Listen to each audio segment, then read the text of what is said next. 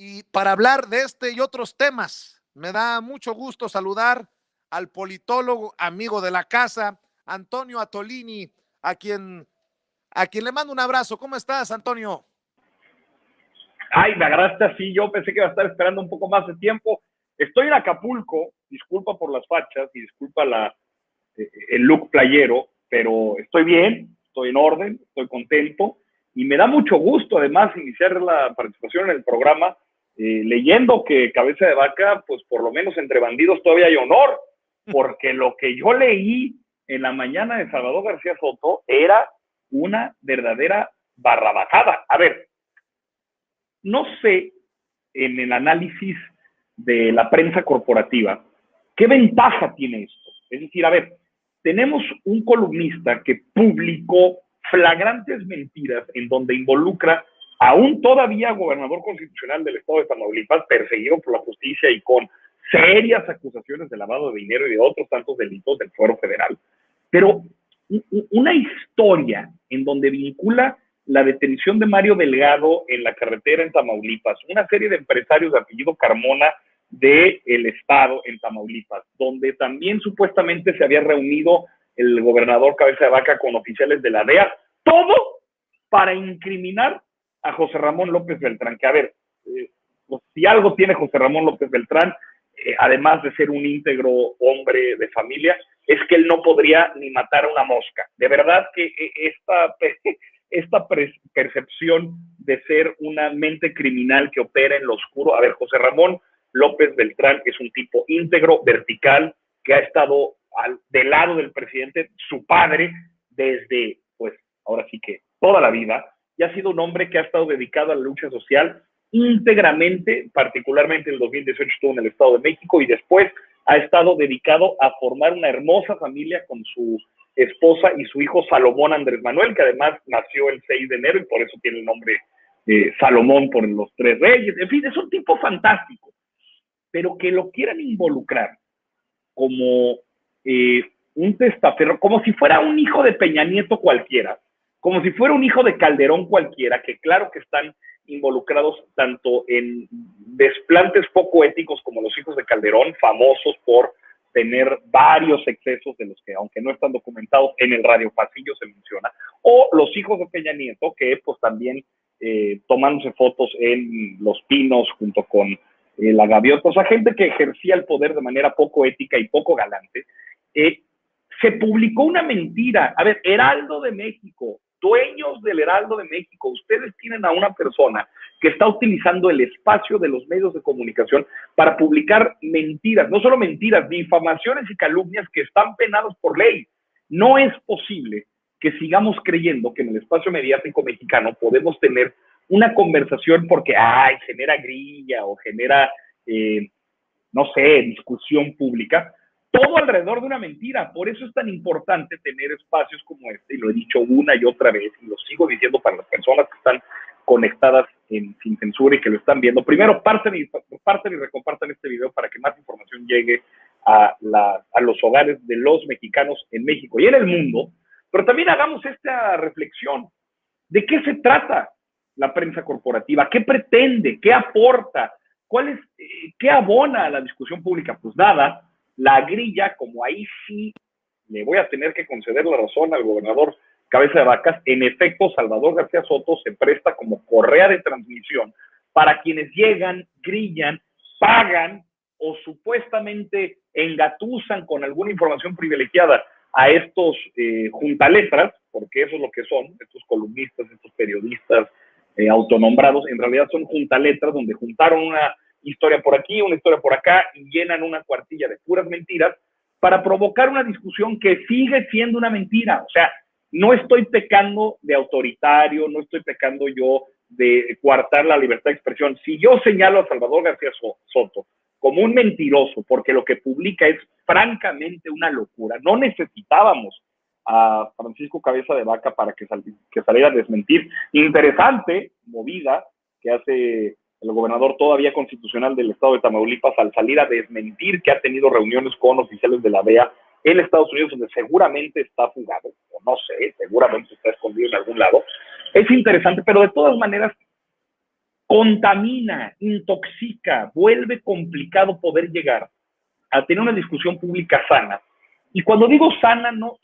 se trata de que no se le toque al presidente López Obrador, ni con el pétalo de una crítica. Por favor, bienvenido. Aquí se critica al presidente López Obrador siempre que haya algo que se tenga que criticar, pero inventar una mentira de este tamaño e involucrar a la familia para tratar de manchar con la misma ignominiosa marca con la que los anteriores expresidentes han terminado, tanto Calderón, Peña Nieto y por supuesto Carlos Salinas de Gortari o Vicente Fox, están directamente involucrados en actos de corrupción en donde la triangulación mafiosa con los miembros de su familia está involucrado, pues por Dios, el propio Raúl Salinas de Gortari o Marta Sagún de Fox, en el caso del el expresidente Vicente Fox. A ver, no somos iguales. Qué bueno que se está enfrentando, qué bueno que hay una plataforma como Sin Censura que permite expresar estos temas, porque si no quedarían como uno más y quedaría en esta tonta y ambigua discusión de debemos escuchar todas las voces. No, ni madre, claro que no. Se escuchan las voces que tengan algo relevante que decir en términos periodísticos y el periodismo debe buscar encontrar la verdad, una verdad que tenga la capacidad de persuadir a la audiencia para poder explicar por qué las cosas que sí están sucediendo, qué motivo, qué razón tienen, pero construir castillos en el aire, que son mentiras para involucrar y manchar la reputación del presidente López Obrador a través de sus hijos con esto, me parece inadmisible. Qué bueno que se está tomando este tema en serio, de confrontar a la prensa, porque como bien dice el presidente López Obrador, y además retomando los principios de el liberalismo decimonónico mexicano, de la mejor herencia de la prensa que tiene México, a la prensa se le regula con la prensa, y qué bueno que desde un espacio como este se está confrontando a las mentiras de Salvador García Soto. Oye, y hablando de mentiras, ¿cómo le ha dolido a esos de los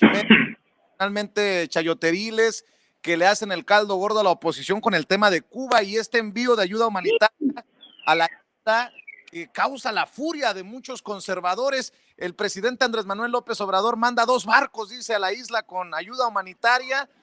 Ya por ahí un comunicador, analista, no sé qué chingado sea el tipo, que había ido un avión militar con no sé cuántos mercenarios a entrenar a... No, qué cosas se dicen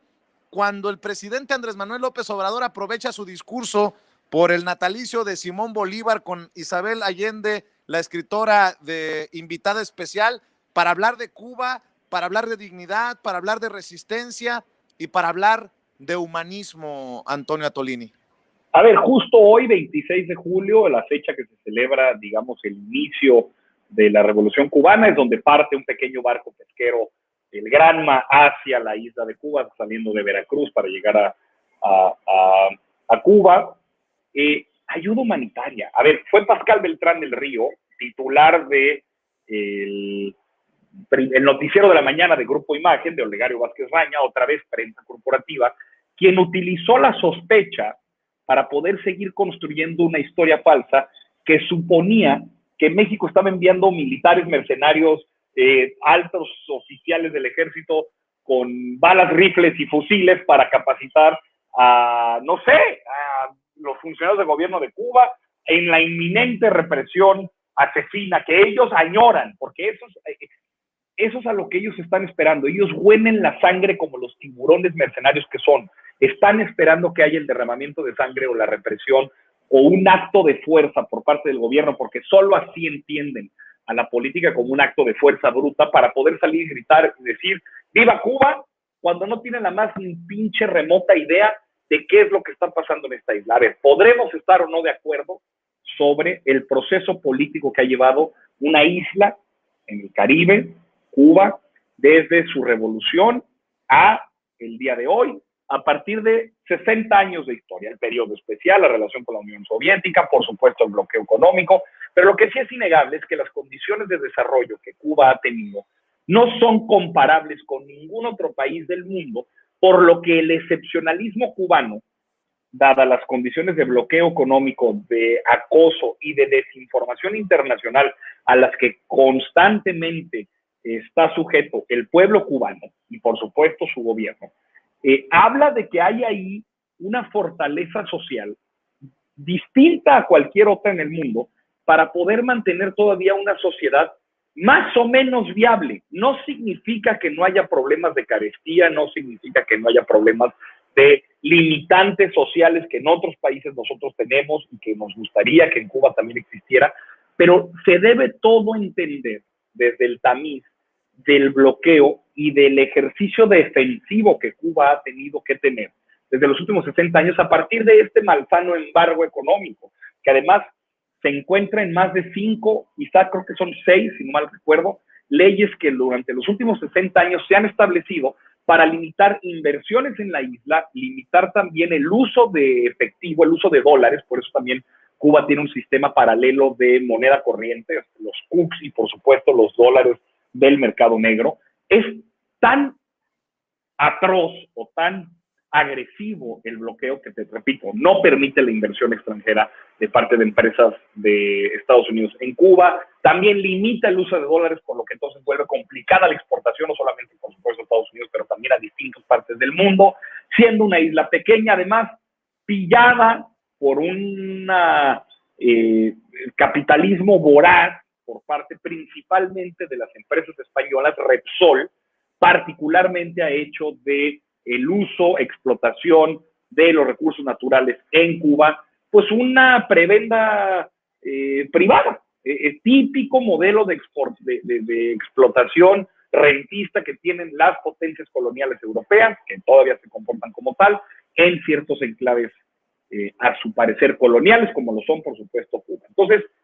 el reclamo de dignidad que hace el presidente en el marco del discurso que da el sábado por los 238 años del natalicio de Simón Bolívar, el Libertador,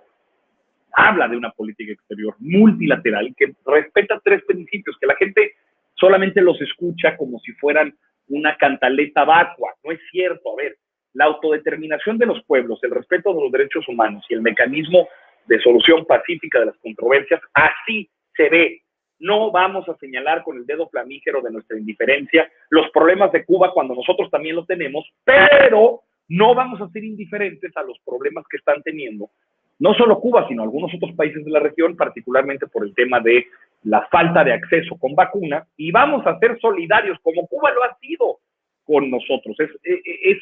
larga la historia que ha tenido México de diplomacia multilateral, en donde hemos sido gloriosos representantes de una América para americanos, como así lo mencionaba el presidente a partir de su lectura de la doctrina Monroe del siglo XIX, a la que llamó y hizo referencia en su discurso el sábado. Pues en efecto, México se lo ha tomado muy en serio. Y la ayuda humanitaria, arroz, frijol, trigo, comida,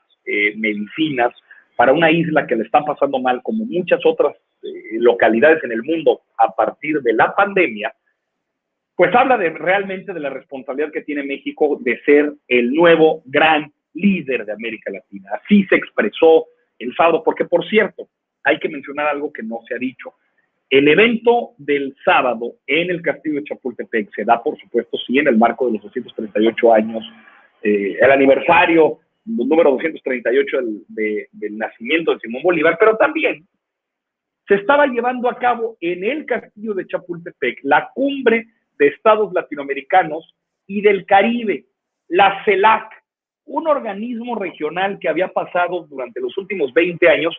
en la más oprobiosa marginalidad. No se habían tomado en cuenta para nada, no se habían activado ni sus reuniones, ni sus planes de trabajo, ni tampoco se habían renovado sus membresías. Y México asume la presidencia, se llama la presidencia pro tempore, desde 2018 y renueva su presidencia otra vez el año pasado. Y ha sido un espacio que ha relanzado las relaciones entre las pequeñas islas y países caribeños, generalmente marginados de las discusiones geopolíticas del continente, pero también incorporado a las grandes potencias americanas, Brasil, Argentina, por supuesto México. Ese espacio es en la inauguración de esa cumbre en la que el presidente López Obrador anuncia la intención de crear un organismo americano similar a la Unión Europea, pero que no sea lacayo ni subordinado de los intereses de los Estados Unidos. Típicamente ha sido la tensión a la que históricamente ha estado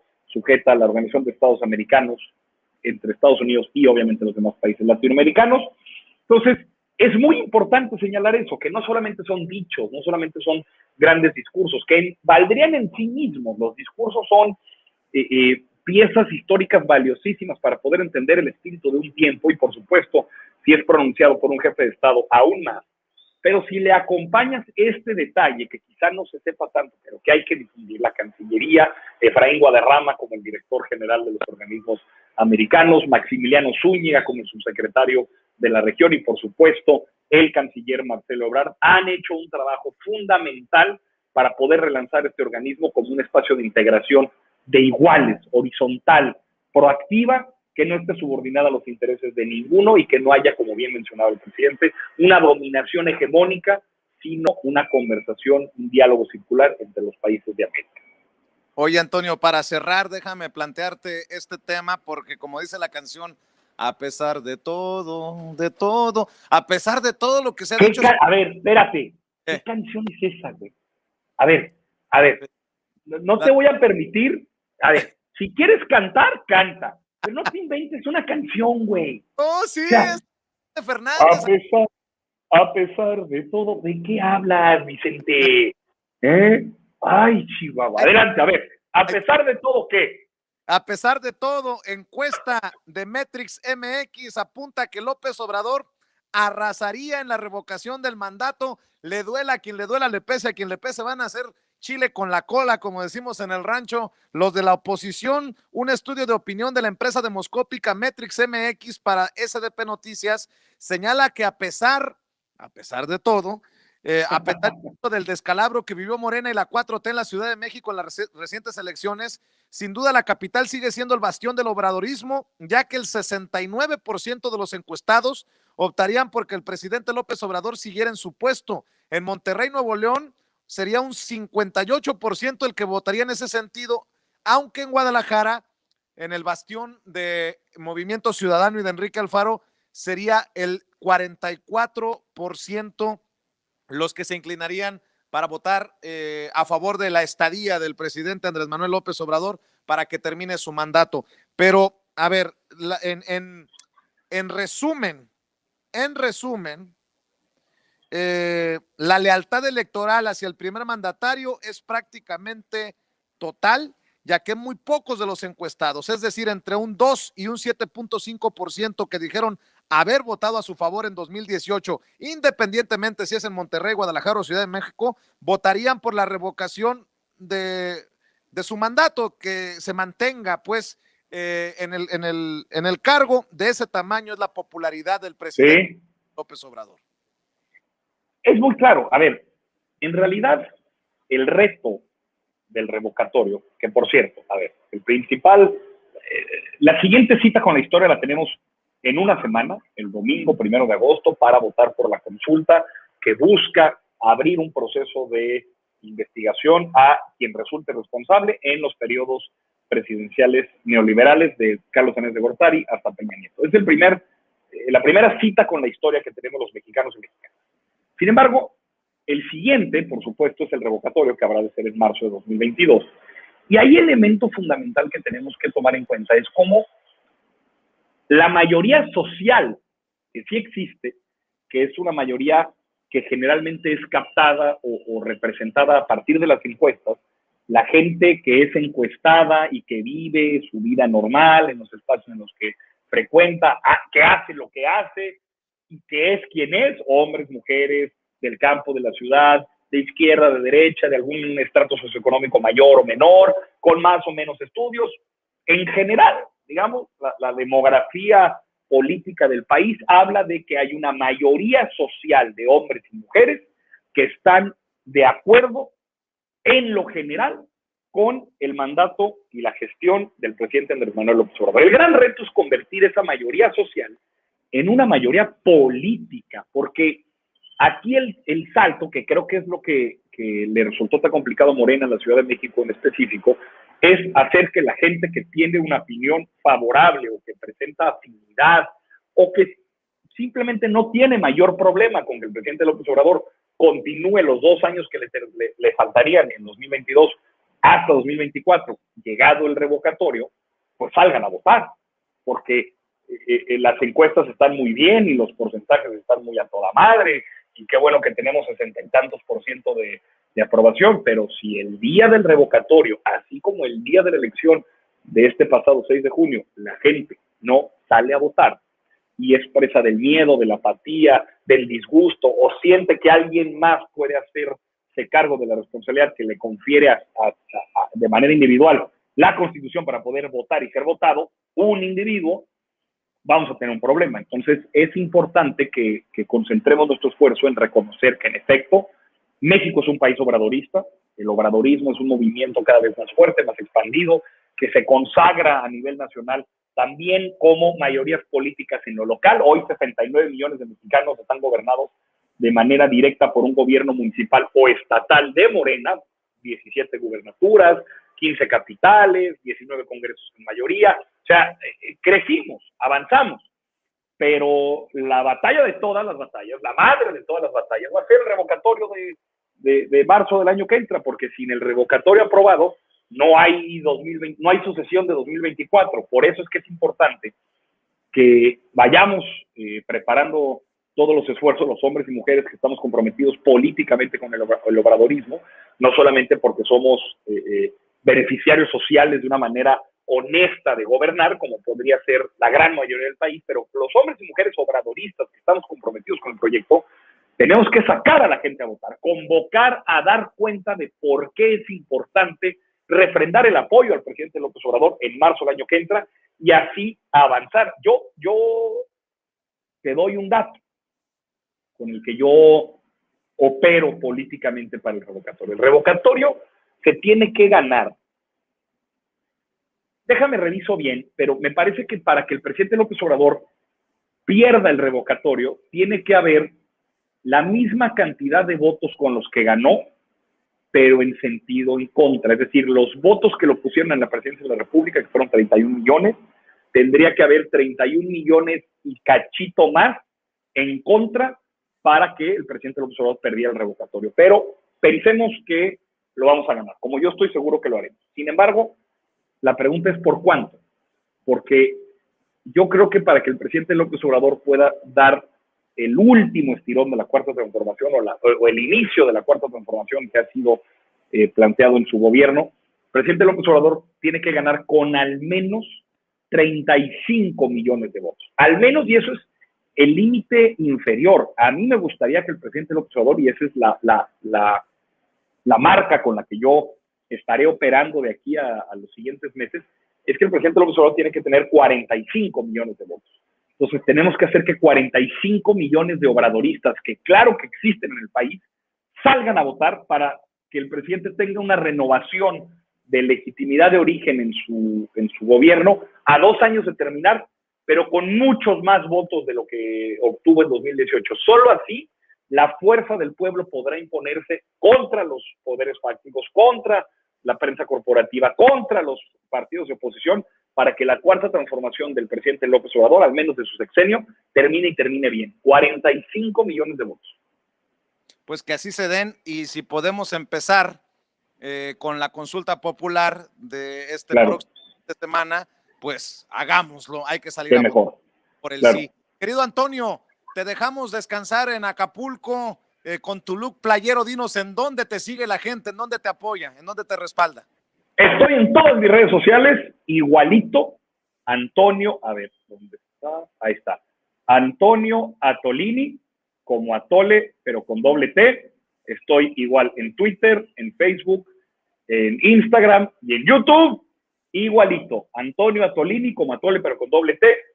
Síganme y partan y recompartan este video para que más personas en México y en el mundo puedan ver lo que hace un periodista independiente de los poderes fácticos, pero no de la gente, como tú, Vicente, y todo tu espacio de Sin Censura. Te agradezco mucho siempre el concepto. Te mando un abrazo, Antonio. Igualmente, Vicente. Cuídate. Antonio Atolini hablando con nosotros sin censura.